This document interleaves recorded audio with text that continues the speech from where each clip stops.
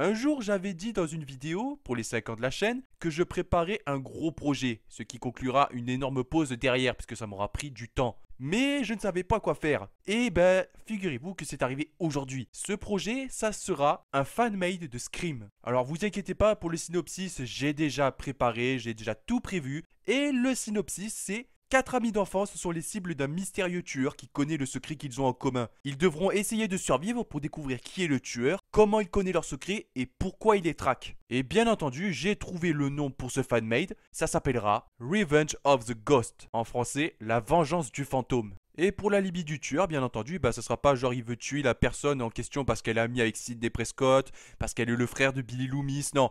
Là, ça sera différent parce que mon fanmade à moi ne parlera en aucun cas de l'histoire originale de Scream. En fait, mon fanmade laissera de côté l'histoire de Sidney Prescott et les autres à Woodsboro pour créer à peu près sa propre histoire. Et pour l'intrigue finale, je vous promets que vous serez tous surpris quand vous découvrirez qui est sous le masque de Ghostface. Et pour l'instant, je n'en dirai pas plus parce que si je continue, je vais vous révéler limite qui est vraiment le tueur. Et c'est pas mon but en fait. Donc là, je vous donnerai plus de détails dans environ, disons, un an. Ouais, je sais, ça fait beaucoup, un an. Mais c'est parce qu'il faut que je prépare le script, que je commence à créer les intrigues. Et ça risque de prendre beaucoup de temps. Et entre-temps, j'aurai sûrement des nouveautés à vous donner.